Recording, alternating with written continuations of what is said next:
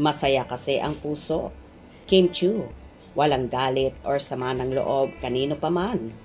Always grateful.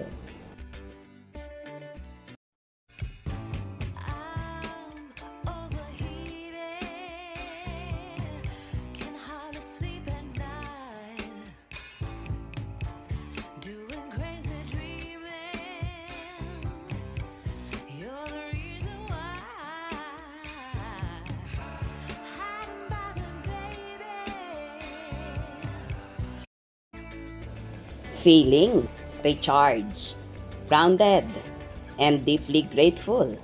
Ganyan nga ang kondisyon ni Kim Chu. Sabi nga niya, punong-puno at nag-uumapaw ang puso niya ngayon na wala nga lugar ang galit o sama ng loob o kahit na anong problema at pagod. Sabi nga ni Kim, sa nakalipas na 2 araw na tila bakasyon dahil sa undas, nagawa niya ang mga bagay na hindi niya pangkaraniwang nagagawa. The past 2 days, a full reset for my body and soul.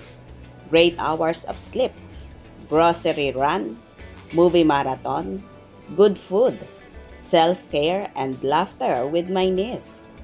Went to church, offered a quiet prayer for my mom and for everyone who has passed away, whom I hold close to my heart. It brought me comfort and peace. A gentle reminder that love never fades, even when they're no longer here. Feeling recharged, grounded, and deeply grateful, my heart feels full again. Blessed Sunday, everyone. May you also find time to rest, reflect, and reconnect with what truly matters, sabi ni Kim. At syempre, masayang-masaya ang mga fan ni Kim dahil yun na nga ang matagal na nilang hiling sa idol nila, ang makapagpahinga naman. Ramdam na ramdam kasi na sagad-sagaran kung magtrabaho si Kim, na halos wala na ngang pahinga talaga ha. Imagine na pagsasabay niya ang taping ng The Alibay nila ni Paolo Avellino at syempre ang It's Showtime nila ni Vice Ganda, Vong Navarro, Ann Curtis, Chong Hilario at iba pa. Bukod pa riyan, ang mga out of country at out of the town shows ha. Kaya naman bongga ka talaga, Kimi.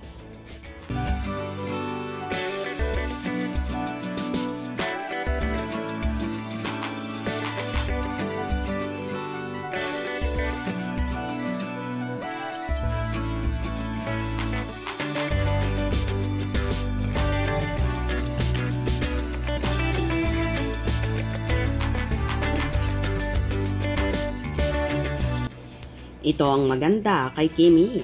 Kahit pa may problemang dinadala, hindi niya tinatambayan. Basta gora lang siya at focus sa trabaho at syempre, focus din sa love life niya.